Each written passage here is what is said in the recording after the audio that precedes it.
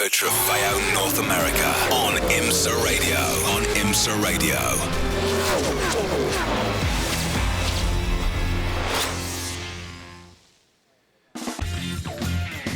Lamborghini Super Trofeo North America. The crowd has found their seats. They are ready to go. It is round number 8 of the 2023 season. Still plenty of races to go in this 12-race series. It will all end up at the World Finals at Vallelunga. We've got to get through VIR first. We've had one round. Now it's time for race number 2 of the weekend. What a crowd on hand. VIR, Virginia International Raceway. Paul Newman called it a little piece of heaven on earth, and why would he not? It is absolutely gorgeous as far as the surroundings go and the racetrack. You won't find one more challenging. It has a little bit of everything. Very slow corners like turn 1 and turn 11 and 12. Elevation changes up the snake to 11 and 12, down the main long back straightaway, and then through 14, the roller coaster down through 17, known as Hogpen, and then the front straight, which actually is not straight. As you can see from the map, it's got a nice little bend to it to the start-finish line, and you've completed a lap here at VIR, Virginia International Raceway. And like I said, great weather today. Crowd on hand. They've got their tents, they've got their seats, and they are ready for Lamborghini Super Trofeo race number 2. But race number 1, let's take it back and show you how it all went down, and then we'll get caught up with today. Race number 1, Danny Mall in the bright red number 1 does what he and teammate Kyle Marcelli have done all season long. That is lead from the start. They are off and on it. Wouldn't take long though. Problem for Jaden Conright, racing hard with the number 30 wheel to wheel. Things are looking fine until down through the roller coaster. Nico Mean kind of shoves Conright off to the side. That wasn't very nice. Then Shion Chandrasoma off at Hogpen. Gets up on the apex curbing. That spits him off at the exit. This racetrack will bite you if you don't pay attention. Next problem, Dominic Starkweather aboard the number 12, the AM entry. Cut down right rear tire. Not exactly sure how it happened. You don't see that very often with these hand coups. And then more action on the racetrack. Problem for Lane Vakala as he spins in the number 66 entry. No harm, no foul. He gets back going. And check this out. Up into turn 11 and 12, the number 50. Mark Wilgus, a little off and on. This racetrack, like I said, very, very unforgiving. And Anthony McIntosh finds that out as he has a flat front tire. He's got to come in. Then Keon Tandon, he's going to take another victory, and in the Pro-Am category, Tandon leads the championship, and why would he not? Great performance here, and as we said, the number 1 wins overall with Kyle Marcelli, Danny Vermael. Welcome in, everyone. I'm Brian Till, along with Jeremy Shaw. We'll have all the action for you today. And Jeremy, I think there'll be plenty of it. 4 different classes in Lamborghini Super Trofeo, so there's action all throughout the racetrack, all driving the exact same Lamborghini Huracan Super Trofeo Evo 2.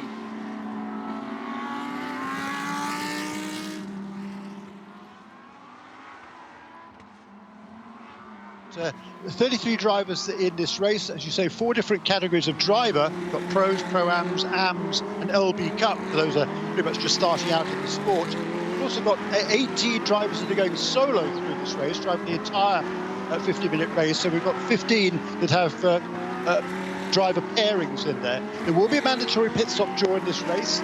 The mandatory pit stop, there's a minimum time from pit in to pit out. It's 82 seconds if you're driving if you have a co-driver. It's 85 seconds if you're doing it solo, so a 3-second differential there, and that's a result of the fact that if you're driving the race all the way through, you know exactly how the car was handling in the first stint of the race, so when you get back out there after your pit stop, you can get right back up to speed again. But for the second driver getting in, it's going to take them a little time to get used to it, so that's why there's that 3-second differential. As I say, 4 different classes. Mark Wilgus once again on pole in the LB Cup. He was our 19th overall in kind of a 50. It's a Forte Racing powered by US Racetronics entry. The AM points pole sitter is Tyler Hoffman, 3rd time this season. He started 7th.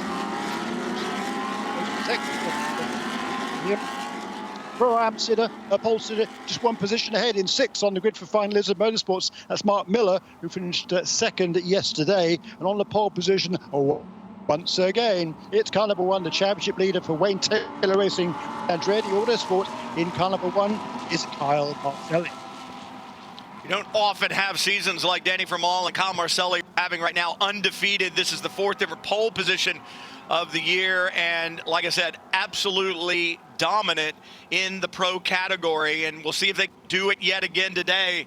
I'm sure Gianno Torino outside the front row in that 88 will have something to say about that. And a big jump, Marcelli in the throttle big time and just leaps away from the field, and he's going to have at least a Carlington when they get to the braking zone for turn 1. But look at that glorious field of Lamborghinis behind him. Yeah, look at Gianno Torino trying to brave it out around the outside. That's a really bold move by him. Can he hold it off? And to get Marcelli on the inside going to turn 3, he's going to try, but Marcelli closes the door there through 2. That was a great, really great start by both of those. Respectful driving, but again, a turn 4 to the inside goes to Torino. Wow. Bold move, very bold indeed. And you and I talked about this yesterday as the bright gold of Shihan Chandrasoma off in turn 4. There's got to be frustration on the part of the competitor behind the number 1. I think that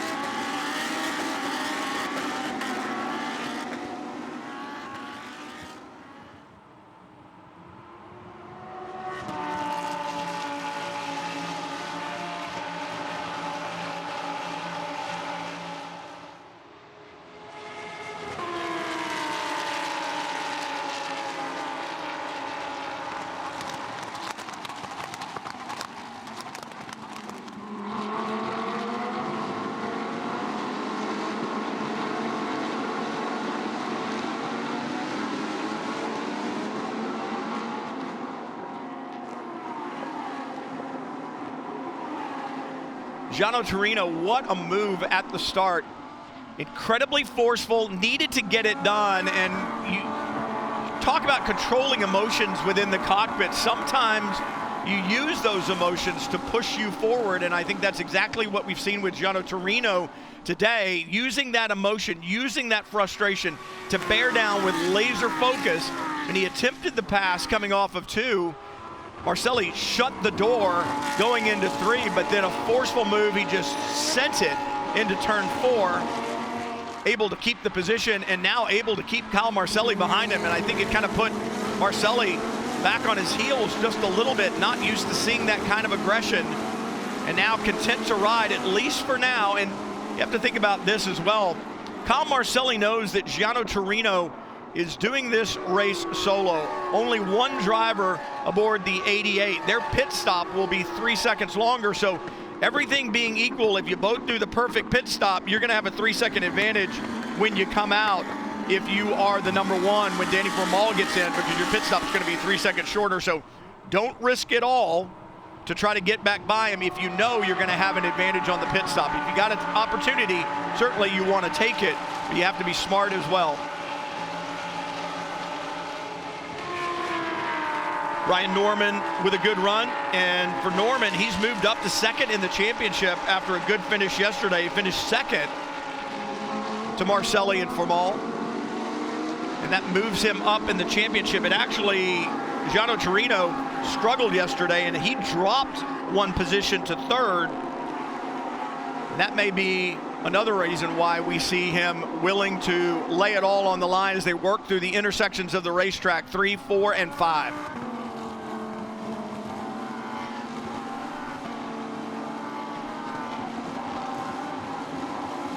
Out of 5 and 6, the leaders come. Gianno Torino, and the black nose on that otherwise typically green, white, and red Lamborghini Huracan Super Trofeo Evo. That's just indicative of the struggles that Torino had yesterday.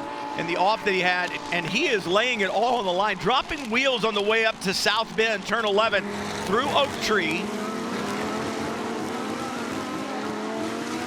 And now down Madison Avenue, the long back straight. So many nicknames for corners around this racetrack. They'll get down to the end and get to turn 14 and head down through what's known as the roller coaster hog pen onto the front straightaway. Marcelli not letting Torino get away, and it's a very different look to the way those two cars behaving. Marcelli seems much more relaxed and smooth and fluid, and Gianno Torino just looks like he's attacking every brake zone, every corner.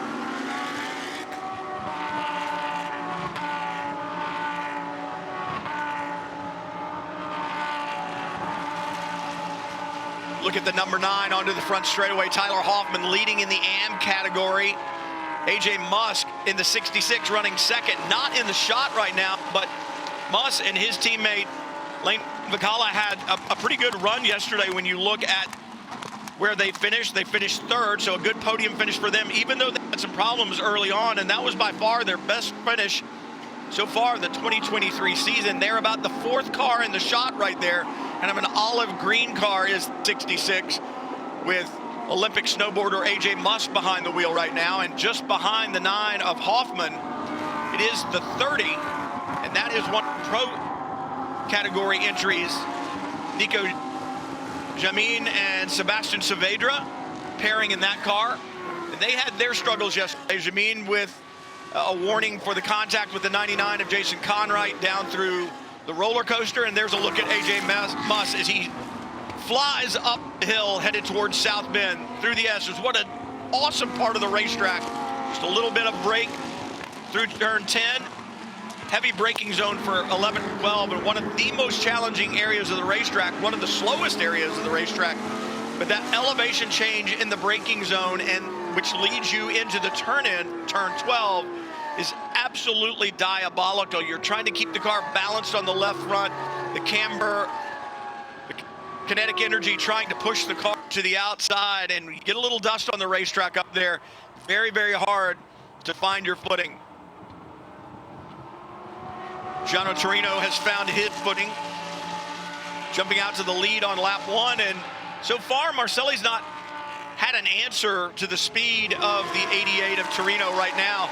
Interesting though, if Ryan Norman begins to close down on Marcelli a little bit there in third, the black and orange number 84, it'll be interesting to see if Marcelli answers that with a little more aggressive attitude towards Torino in front. But for Kyle Marcelli and Danny Formal, even though they have a healthy lead in the championship, it's not enough to lock it down right now. So you still need to think about collecting maximum points. You don't want to throw away a good championship lead and come out of here with a smaller margin because you try to force an issue that's not going to work for you. Again, he knows that the 88 is going to have a longer pit stop, and so will Ryan Norman, because Ryan Norman going this alone as well. So the car both in front of that bright red number 1 behind, both are going to have a 3-second longer mandatory pit stop.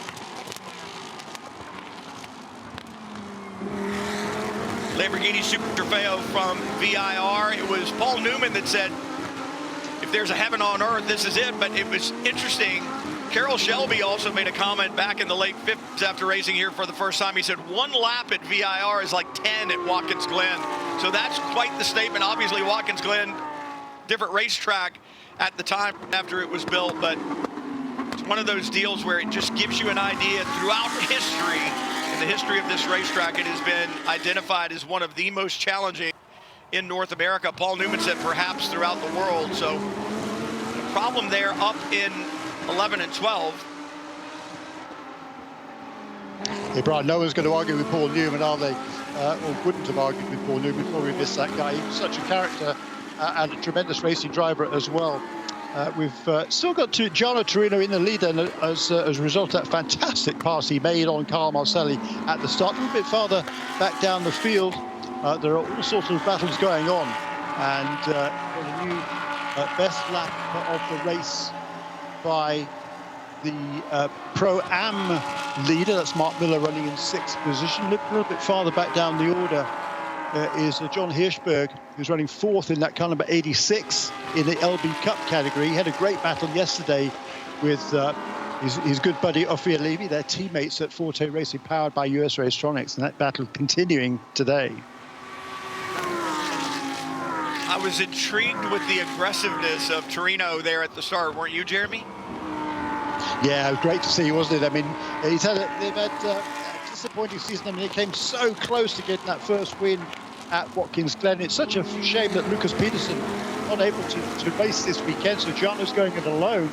He was had some difficulties in the first qualifying session yesterday. Didn't get a clear lap in. It was a shortened session. He had to start way towards the back of the field. Came through really well to score some useful championship points. But today, starting on the front row, and he made a bold move right at the beginning into turn one. Wasn't able to pull that one off, but that was a great move that Gianno Torino made into turn four. It's he who leads the race now overall. Mark Miller in car number 41, the Pro-Am class. He's pulled back a little bit from the top five. He's still got a handy margin over the next pro car, which is Sebastian Saavedra, who's just got past Tyler Hoffman, who leads the AMP category on the last lap round. It's really interesting to me, Jeremy. Mark Miller and Paul Nimshaw, they've kind of been up and down throughout the season. Podium finishes, then some bad finishes, and then back on the podium. They matched their best finish of the season yesterday here, as Kyle Marcelli, I think he's had enough in following, and he knows where he got past. He's going to try to return the favor on Torino, puts the nose in, and Torino not going to blink, not going to do it. And I feel like Marcelli is thinking, I've got to go because Ryan Norman now all over my rear wing. I can't hang here anymore. Yeah, that's exactly right. And right behind them also is Jaden Conroy, who's closing in that white car for NTE Sport. So we've got two teammates there in second and third. The red car of Kyle Marcelli, the black one of Ryan Norman. But they're both still chasing Gianno Torino. Good respectful driving that was out at turn 4 and 5 there. Both Torino and Marcelli gave each other just about enough racing room, and no way through there for Marcelli. And Torino holds onto that lead for another lap here. It's a really good effort by both of these two. It was interesting. Last time it looked to me like Gianno Torino got a great run off of turn 12 last lap. This lap Marcelli did, and he's able to use a little bit of the draft. You don't get a huge draft off of these cars. They are so slippery, but with the aerodynamics that are on them, there is dirty air that gets pushed out of the way behind, so you get a little bit of a draft, and it looked like Marcelli using a little bit there to sneak up a little bit closer, and he definitely had a better run this lap than he did last time off of Oak Tree. He did, but coming off Hogpen, that final corner onto this curving front straightaway, it's still Torino who leads. Across the line he goes to complete lap 7. This will be the best lap of the race so far. It was a 147.6. That was actually set by Nate Stacey, who was back in 5th position. This lap around was 149.2 for Gianno Torino. He's holding onto that position one more time, but Kyle Marcelli is kind of sizing him up here, looking for where his best opportunity might be. Looks to me like Marcelli has the better car under braking right now, and I'm wondering if perhaps the aerodynamics that you can adjust, I wonder if the 88 decided to, hey, let's trim this out a little bit. The TR3 racing group said, maybe let's trim this out a little bit, try to find the speed down the straightaways and see if we can get a little bit of an advantage. You need that downforce, though, for the heavy braking areas here, and a problem, see the number 10 involved. Not sure who the other car is, 89. Yeah, that was a battle for second position in LB Cup. Mark Drummond had it in car number 89, and Graham Doyle there, the youngster, wanted it in car number, the other way around. Okay, so they just made a position change, and Drummond there just got into the back of Doyle. Obviously didn't like being passed, and took him out. It was a pretty substantial contact in the middle of the corner. I wonder if perhaps Doyle had to breathe off the throttle a little bit to get the car to turn, and Drummond had already committed back to the throttle, because that wasn't a subtle nudge. That was that was a shove, and a problem for the number 50. That's the LB Cup. That's the leader. Yeah, so second and third have just been involved in an incident, and now the leader has gone off. Mark Wilgus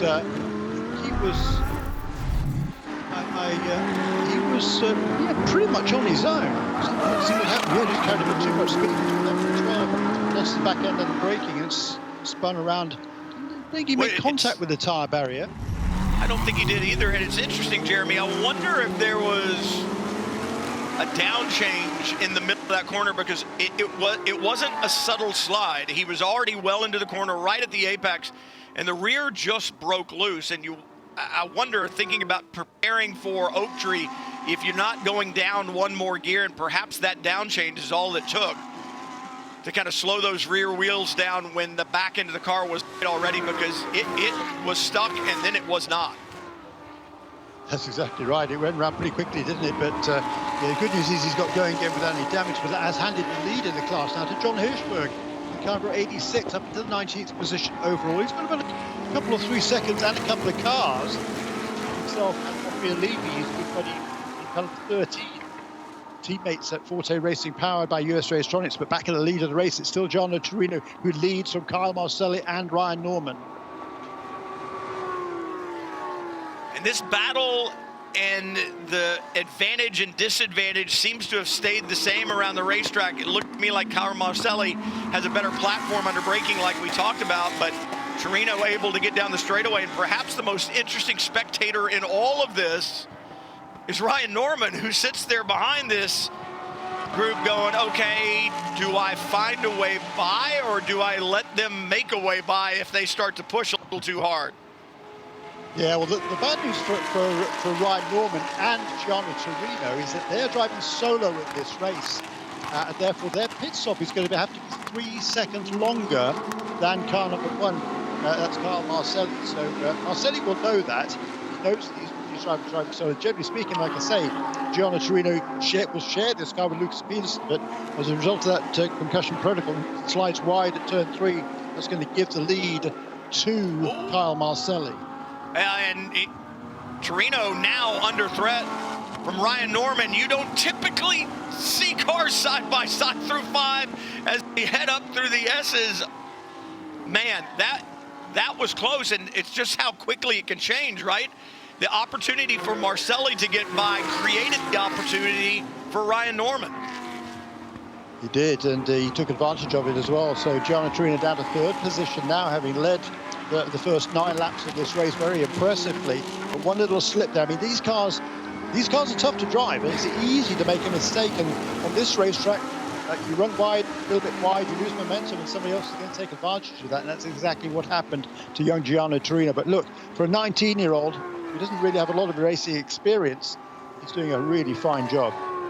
Very fine job. Mark Brumman will have to come to the pit lane. A stop-and-go penalty for the contact with Graham Doyle in the 10 that happened just a lap ago there in between turns 1 and turn 2.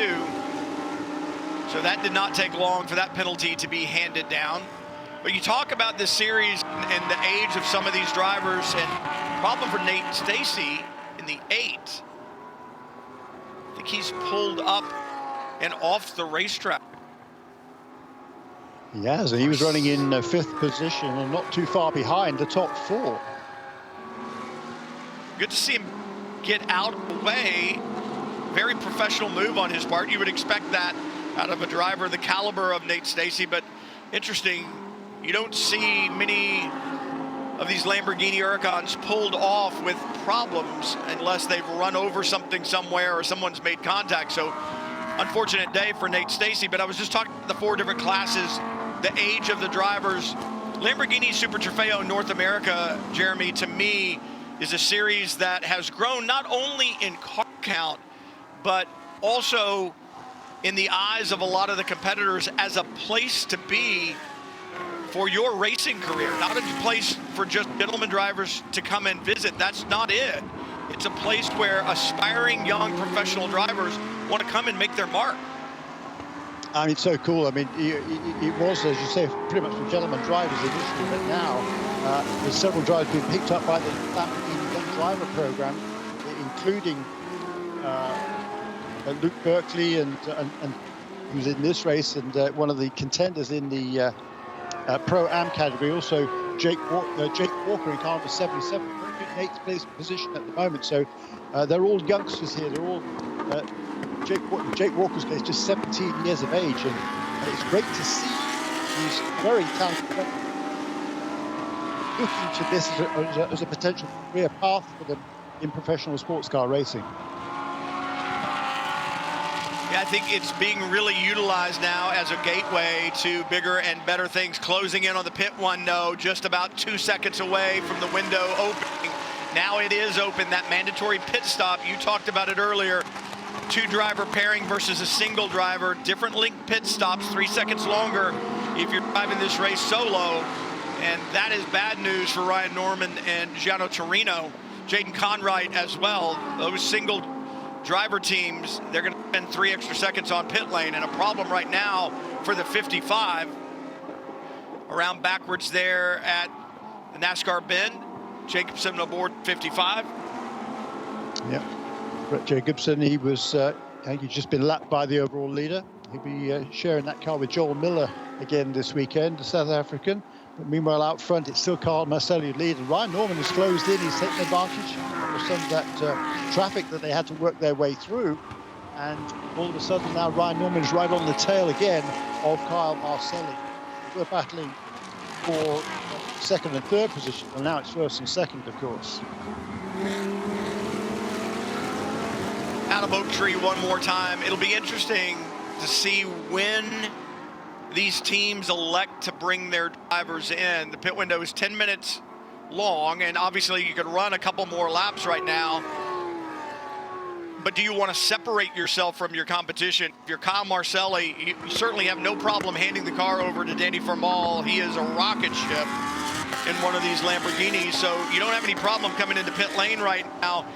It does open up the racetrack for Ryan Norman to try to lay some really good laps down. Remember, he's going to have to try to make up for the 3-second additional pit stop time. The one onto pit road, qualifying laps for Ryan Norman right now. He needs to lay down the fastest laps he possibly can to see if he can make up some of that deficit that he's going to have to suffer on pit lane with the additional time on his stop. Yeah, I mean, for the erstwhile race leader, car number 1 there, he's going to be handing over that car to Danny Formal, who is every bit as quick as Kyle Marcelli is. Two very, very talented drivers indeed. So they're just trying to work out, or the team is trying to work out when they can make their pit stop and get him out in clean air without being held up either in the pit lane or coming back out on the racetrack. And they've decided that was the right time for car number 1 to come into the pit lane. Gianno Torino has taken the same option, as has Jaden Conwright, all those in car number 99. So 3 of the top 4 cars onto the pit lane. That'll leave Ryan Norman out in front. And all 3 cars, number 1, 88, 99, driving solo in this race, Kyle Marcelli, Gianno Torino, and Jaden Conwright. Pit stops going on. There's no fuel that goes in, no tires changed, unless, of course, you had some kind of an issue and you needed to change a tire. Championship really looking good for Formal and Kyle Marcelli, but you think about how quickly things can change. John Capestro de Betz, Tom Capizzi led the championship in Pro-Am until an incident, a big incident at Road America for John Capestro de Betz, JCD. Some injuries are going to keep him out of the car for at least several weeks. That affects his teammate Tom Capizzi, and just like that, it can change. Like we said, Jeremy, this is round 8 of 12, so there's a lot of racing left, even though the season has been so good. But Formal and Marcelli and that Wayne Taylor Racing with Andretti Autosport crew, they need to stay focused, need to keep doing what they're doing. They cannot let their guard down. They absolutely cannot, and Mark Miller will stay out as long as he can in car number 41 before he hands over that Pro-Am car to Paul Nemschok. Paul did a super job yesterday, and then Mark Miller took over and finished in second position in Pro-Am, but it's behind the championship leader Keon Tannen and Sherman Luke Berkeley. They haven't raced all of the races together this season. Luke Berkeley missed the first round of the championship first two races at WeatherTech Raceway Laguna Seca, so he's not on the same points tally as Kjorn, but Kjorn has been driving the car through this first stint. He's already made his pit stop, and Luke Berkeley is at the wheel of the Pro-Am car number 42, but it's Mark Miller in 41 that leads on the road overall right now. 84 in, serving their pit stop. That's Ryan Norman, but in the effort to try to diminish that 3-second extra time on the pit stop, you can't do it by speeding into the pit lane. And all is, Ryan Norman didn't get slowed down in time, and there will be a pit lane speed violation for over, so that'll be a drive-through. Ouch, and that's going to be very, very costly for him. Just looking at some of the pit stop times on the nail there for Danny Formal, 1 minute 22, so 82 seconds. That's exactly right for a dual driver car. The other three cars that are running up towards the front, Ryan Norman stopped for 1 minute 25, as did Gianna Torino and Jaden Conwright. So absolutely nail on the head there for those guys. In the number 42 car, that's the class leader. That's shown as 121 there for that change from Kjorn Tadden to Luke Berkeley. So that's underneath the quicker than the minimum. So there may well be a penalty coming also for that number 42 car. It's currently running second in Pro-Am, and the best place currently of the cars that have not yet made a pit stop.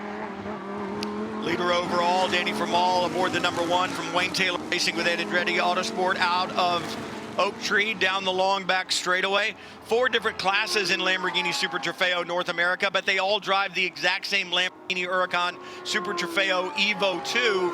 And you can tell the different classes when you watch on television or when you're sitting beside the racetrack and they go by.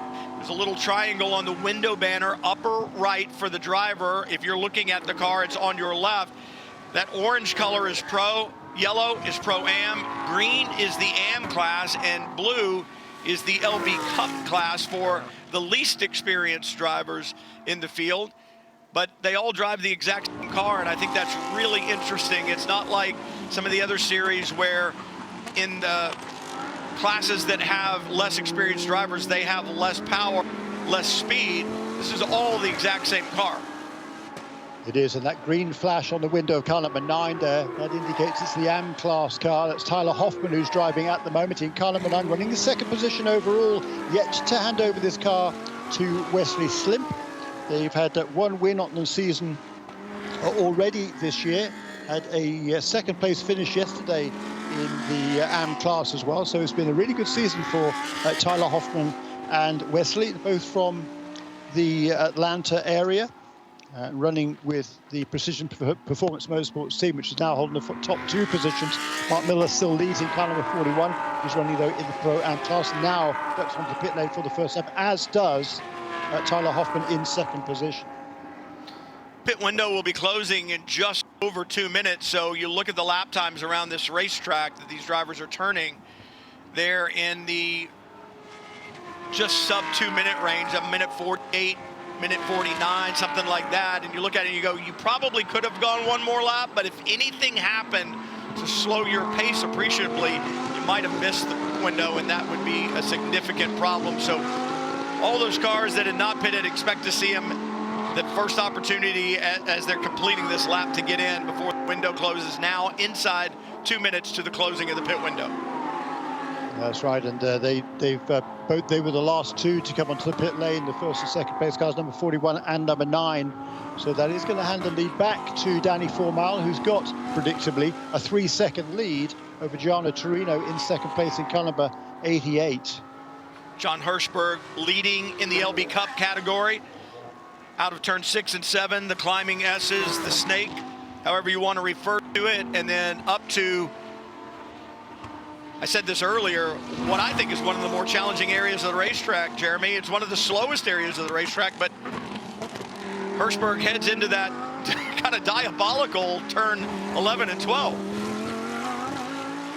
Yeah, and he's taken advantage of those other guys going off the road behind him. He's got a pretty handy lead of about 16 seconds over Graham Doyle, who, despite that spin earlier on, has got up into second position, ahead of Ophir Levy in car number 13. Mark Wilgus, who was involved in that spin up at turn 11 and 12. He's back in fourth position, but running now right with Ophir Levy, as Paul Nemchoff comes out of the pits in car number 41 and is still, I think, in the class lead. I have to wait till they trip the timing barrier next time around, but great first hit by Mark Miller and Paul Nemchoff, the former off-road powerboat racer. A lot of success, he and his father, in offshore powerboat racing, and also inshore as well, because they hold a record for a race between Detroit and Chicago through the Great Lakes. That must be kind of fun.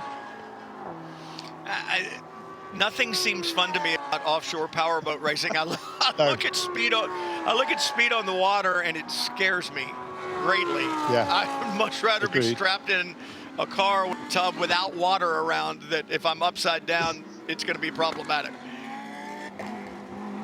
Right with you, Brian Till. It's kind of like jumping out of an airplane. Why would you want to jump out of a perfectly good airplane? I don't get that one either. Yeah.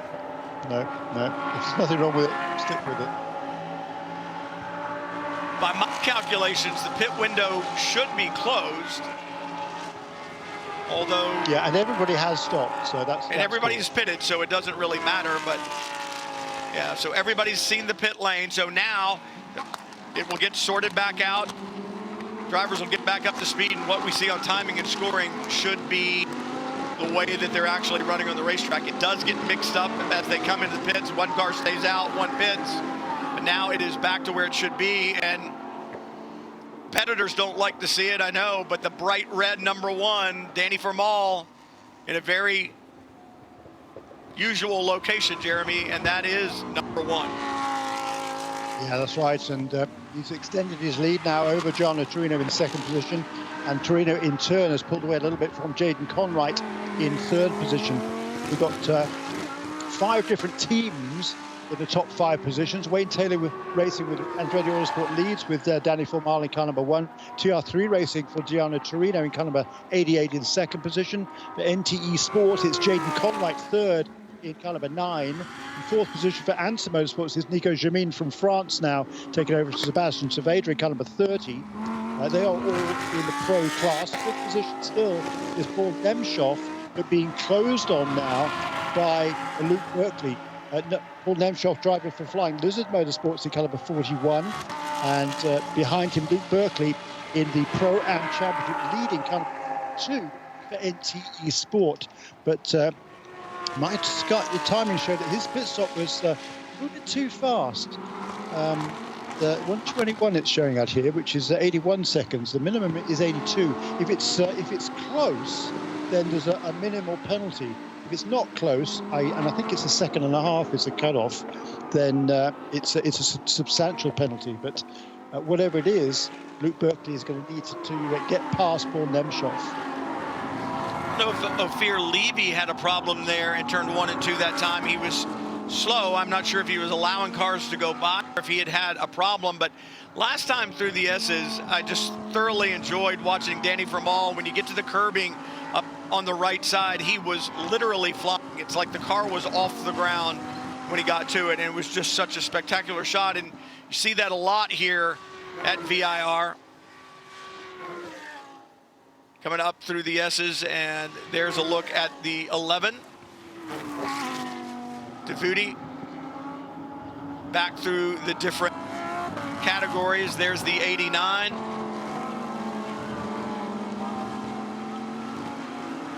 And I think it's just interesting, Jeremy, in these 4 different classes, you end up with races all around. These 4 cars that are heading now up into the climbing S's, that bright gold of Shihan Chandrasoma running third right now in the Pro-Am category. Here's a look up through the S's, and the car literally off the ground as it comes off that curbing. That's just awesome. Yeah, it is, isn't it? I mean, God, these cars are seriously fast, and tremendous drivers too. Danny Formal leads this race as he has so often this season, looking to maintain their 100% record There's one race they didn't take the checkered flag first. That was at Watkins Glen, but there was a penalty to the car that was leading, a time penalty, and Formal ended up with a sensational final lap, winning that race by fractions of a second. I think he set the fastest lap of the race on the final lap to get close enough on the road to be able to take the win in the final results. That was a tremendously exciting drive by him. But he's out front right now. He's extended his lead to 4.2 seconds now over Gianno Trino in second position. Talking of pit stops, the guy who made the slow stop also was Ryan Norman in kind of 84. Remember, he'd been running right with the leaders. In fact, led a lap before he came in to make his mandatory pit stop. But his mandatory stop showed us 1 minute 47. So he lost more than 20 seconds during that pit stop. That's why he's now back into fifth position, having overtaken both of the Pro-Am leaders who have also exchanged places. Oops. Big hit here, Jeremy. That stranded car off to the right, significant damage to the nose. Also understand that there was an incident between the 41 and the 42. That's Paul Nimshoff and Luke Berkeley running first and second right now in Pro-Am, but they had an incident. The officials are looking at that. This car moving forward, significant damage. We'll see if he can get that car to a safe location as it's shedding parts all along the way. Is that Tiger Tari? No, I believe it's the 11th. Yeah, it is. Yeah, Raymond Davudi, who's running in fifth position in that class, running pretty much on his own. He was a lap down to the leaders. Okay, right. With what, 13 minutes remaining. See if we can see what happens here. Oh, he just loses it. And then the car straight into the barriers. That's a significant hit. Significant hit. But yeah, I love what they've done at this racetrack. And you look at all the safety that they have put in place here. Kerrigan Smith, his entire team. His tire walls banded together with that conveyor belt. And then the tire wall sits out from the Armico barrier. And so when you hit that bundle of tires, you have to move the entire bundle. All of that takes massive energy to do. It bleeds that energy off from the impact, and it limits damage to both the car and, most importantly, the driver. It also makes it quicker to repair and get back to racing that way. But it's almost like a safer barrier because it just compresses and compacts. It takes that energy from the impact and spreads it throughout the tire wall. Yeah, so Raymond Davudi in that one of two Valkyrie Velocity Lamborghinis in this race. Into that car in the pit lane. Probably going to be the end of the day for him. Maybe it's just cosmetic, but that was a pretty hefty impact. And you know, the cars move around so much, and coming out of turn 4 and 5, going through that kind of chicane there, it's easy to get up on the curbs and lose control of the cars, which is what happened to Raymond Davudi there, I think. So we were talking about the incident between the 41 and the 42. There it is, and it's... No, that's the 42, but it's not the 41. He's already passed the 41 there. Yeah, he's already passed. So I think that was Ryan Norman that got to the back of the 42 right there. Yes, it was. Yeah, Ryan Norman making up ground after that very lengthy pit stop. Clearly something went wrong with the pit stop for Ryan Norman, despite the fact he's driving solo. So all he needed to do was stop the car and get going again. But for some reason he didn't and lost a lot of time. So battling to make up that lost ground. And this caution, of course, is great news for him because it's going to bring him back on terms with the other leaders. And we know that Ryan Norman is fast. And I don't think there's going to be a long cleanup at all. So you look at the safety car has the field going down the back straightaway. They'll wait until they pack up before they go back to green, I would think. And in so doing, we're going to have about, what, Jeremy, 8 or 9 minute sprint to the finish? Yeah, with a bit of luck, which should be enough for 4 or 5 laps, which should be quite entertaining, I think.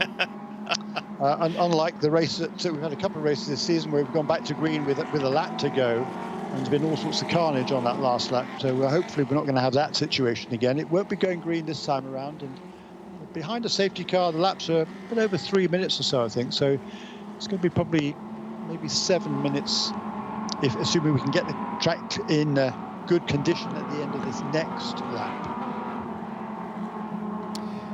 I would think that we could probably go next time, but I don't know the extent of the tire wall damage. They do have great access here at the racetrack as well for the crews to get out, the equipment ready and at hand in strategic places around the track so that they can access certain areas very, very quickly. And you see the crews going to work there. Those tires, drivers left, did their job, and now the crew trying to get them back where they needed to be. And they're going to actually have to bring in some additional bundles. So the impact significant enough that it has separated some of those bundles and pulled them off the wall, so they'll have to work to replace them. This is one of the few areas where they're not belted together on the racetrack, and so that deep tire stack there got damaged by the impact. And the AMR safety crew lending a hand, the track safety guys here, and their whole desire is to get back to racing as soon as possible. It takes teamwork to get a car on the racetrack and win. Well, it takes teamwork to get the racetrack ready to go racing on. Isn't that a fact? Yes, absolutely right. And hats off to all these guys and girls who are part of the AMR safety team, not only in IMSA but in other sanctioning bodies in this country as well. They just do a fantastic job. I mean, absolutely superb. And there's to be track officials out there as well, helping up with the cleanup. And particularly with the getting those barriers back into the correct location before we're able to go back to racing. Front of the field, then it's top 5 cars are all pro entries. Number 1, 88, 99, 30, and 84. Then it's the Pro-Am leaders. Luke Berkeley leads in caliber 42, ahead of Paul Nemchoff in second position. Sharon Chandrasoma, last year's AM champion, up into third place in that gold caliber 20 for TPC Racing. Can't miss that car.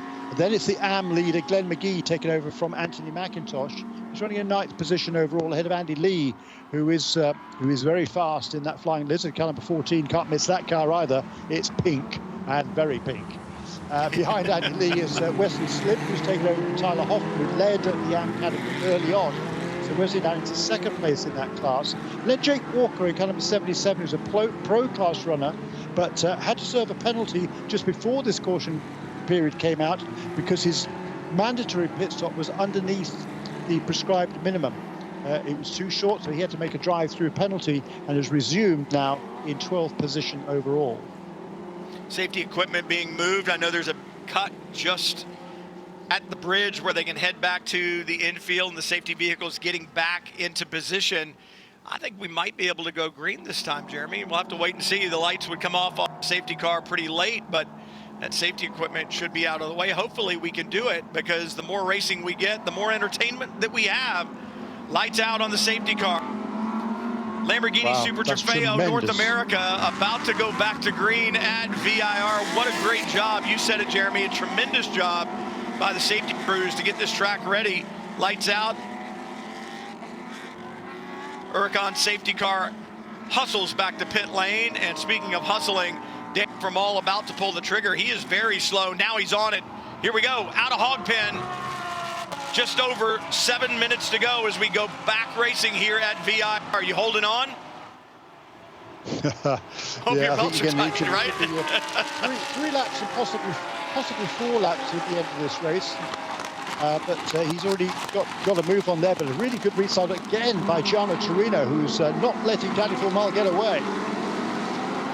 Jake Conrad behind holding up the third place car, and Ryan Norman is trying to work his way through. Jake Conrad. He may have gotten away with one there. You don't often, because the walls are pretty close. Conrad now trying to hustle back to the racetrack. He had been really aggressive on the restart. He got in there just a little bit too quick. A lot of dust on the racetrack behind him. Take a look at the battle up at the top of the screen.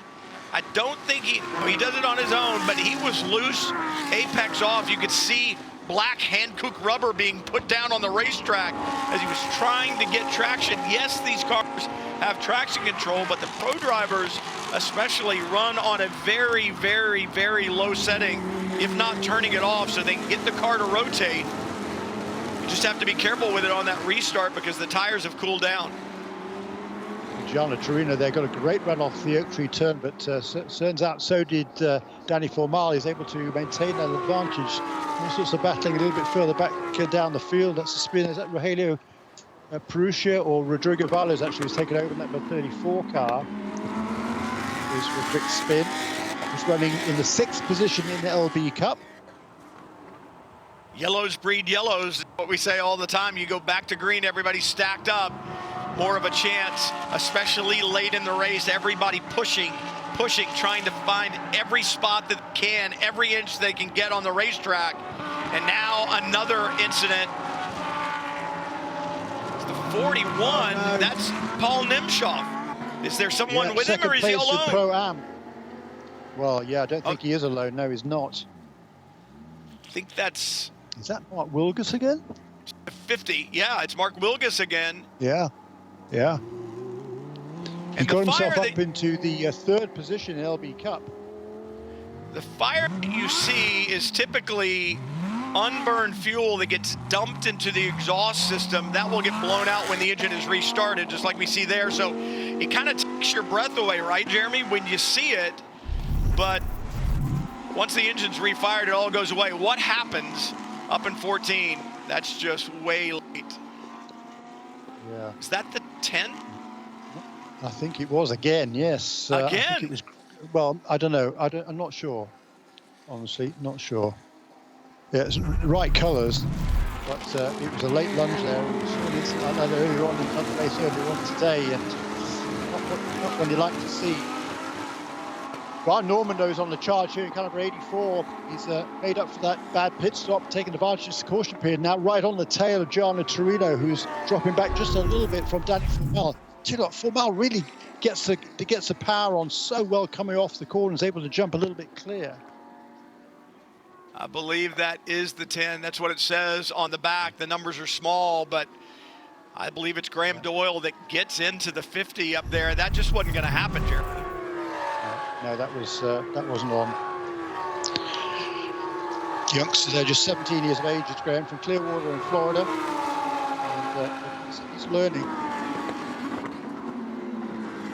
And this racetrack will teach you lessons in a hurry. We've seen it throughout a lot of the different classes that have run here with IMSA this weekend, and the drivers here in the Lamborghini Super Trofeo North America are learning the same thing. VAR is a wonderful racetrack, but if you mistreat it, it will bite you. 2 to go for Danny Formal at the line this time.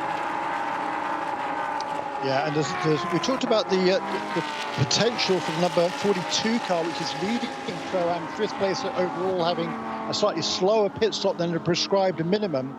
Indeed, it did by about 0.7 of a second, and if it's below a second, then that deficit, the margin between what you should do and what you did, is tripled. So they have almost a 2.4 second penalty that will be added to their race time at the end of the race in caliber 42. Well, Luke Berkeley leads in Pro-Am by more than that at the moment, so he should be good to go there. Other pit stops that were slightly shorter than prescribed, number 10, again, well, he's having a tricky day, isn't he? Number 45 and number 46, and also number 69 and 89. None of those, well, Glenn McGee is a 69 car. He is leading the AM class, but he was only less than 0.2 of a second underneath the minimum. So his penalty is minimal, less than half a second. And he's leading in the AM class now by about 4 seconds, so he should be good as well. Lane Valcala with a problem and a spin. He gets help, pushed out of the way. Can't quite see the car number there. It's getting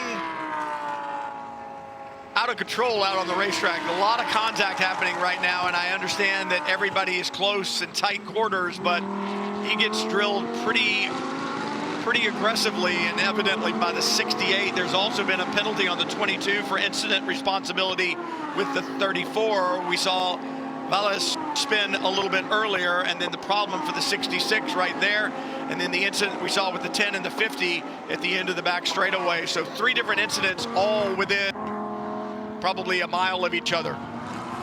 Look at this. The 68 car, that's Johannes van Overbeek, who's very experienced driver, and also a steward for IMSA on the race weekends as well. He's been involved in a couple of incidents this season. He was involved in one also at WeatherTech Raceway Laguna Seca earlier on, which he was not penalised for. But several cars off the road there. Number 10 has been assessed a penalty for incident responsibility with number 50, drive-through for him. Ditto number 22 car after contact with the number 34. Right now, the racetrack is getting very dirty. It is the final lap. Danny Vermael, Kyle Marcelli trying to stay perfect in 2023, and they just need to dodge a couple of areas around the racetrack. They really have no competition on their rear wing. Hitch sparks. Danny Vermael will bring it home. Looking back to Gianno Torino, he's been able to pull a car length or two over Ryan Norman, who sits just behind him in black and orange number 84. And so just one more corner. Danny Vermael out of Hogpen onto the front straightaway. The final time looking at the 2023 season.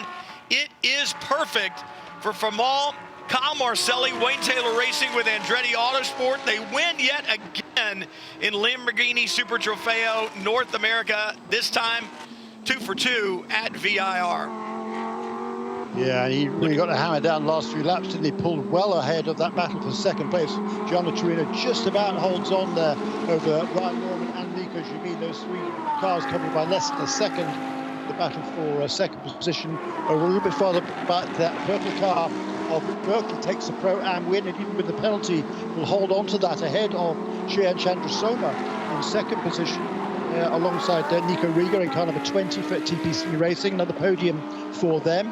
Andy Lee will be third in Pro-Am. The Am leader is again Glenn McGee, along with Anthony McIntosh in car number 69. They take the checkered flag in ninth position, right behind Andy Lee. So a really good run once again for the very accomplished iRacing Sim champion Glenn McGee. And in the LB Cup category, it's John Hirschberg coming home with his first win of the season for the Forte Racing powered by US Racing team. That's kind of 86. Good win for him. Graham Doyle, despite all those dramas, apparently is going to come home in second position. Although I don't think he served his drive-through penalty. Yeah, he hasn't served his drive-through penalty, so there'll be a time equivalent applied to that. But when I look at it, he's so far in front of Mark Brumman in the 89, it may not change the position. We'll have to wait and see. But Jeremy, it's a 50-minute race, but it's felt more like an endurance race today, and especially for drivers like John Hirschberg, who just endured. He missed the problems that were going on in front of him, and he comes away with the win. So impressive stuff there. But for Danny Vermael, Luke Berkeley, McGee, I mean, those guys had perfect weekends, right? I mean, winning both here at VIR, that says something for those three teams and their co-drivers. Yeah, it does. And they had extended their championship lead to, in the case of number 42, not Luke Berkeley, but Kjorn Tanden extends his lead in the Pro-Am Championship. The young Californian driver, Danny Vermael and Kyle Marcelli, that's their 16th win in Lamborghini Super Trofeo, closing in on the all-time record number of wins, which was Richard Antonucci on 21. They had 8 wins. They were down in 6th position overall in the overall total wins category before the start of the season, but now jumped well up into 2nd position on that's win number 16 for that pairing. And it's been an absolutely superb year once again for Danny Vermael and Kyle Marcelli as the defending series champions. And really a great weekend for 3 of the 4 class leads. We talked about Danny Vermael, Kyle Marcelli with the victory here. They extend their points lead. You mentioned it, Kjorn Tanden and Luke Berkeley. They were 2 for 2 here at VIR. They'll extend their points lead, as will Anthony McIntosh and Glenn McGee in AM. LB Cup, Jeremy, is the only class today where the championship leader had a bad day, and Mark Wilkes had a bad day. He got beaten around like a heavy bag in a gym, I think. He did. I mean, one mistake on his own, but a couple of incidents after that was certainly not his of his making. So, but he still will hold a handy lead in the LB Cup category as we head to the next couple of races at Indianapolis in a few weeks' time. So that Mark Wilkes, he's already had 5 wins on the season in LB Cup this year, and still have a pretty hefty points advantage going into the final 4 races of the season. Final 4 races of the season, 2 at Indianapolis, and then the World Finals at Vallelunga. So 4 races to go. Championship's not done, but today was a perfect example of what makes Lamborghini Super Trofeo North America so exciting. Action throughout the 4 different classes here at VIR. And Giano Torino climbed out of his 88. Good performance today, but just a little bit short. Lamborghini Super Trofeo at VIR. Jeremy, final thoughts? Yeah, tremendous racing again. Too many instances perhaps, but some good racing up front. Another dominant performance by the championship leaders. Great to see the Bulls run here at VIR. You'll get to see them run next at the Brickyard, September 15th through 17th. It'll be a great weekend in Indy. We'll see you there. So long, everyone. This program is a Radio Show Limited production. For more, check IMSARadio.com and subscribe to IMSA Radio wherever you get your podcasts.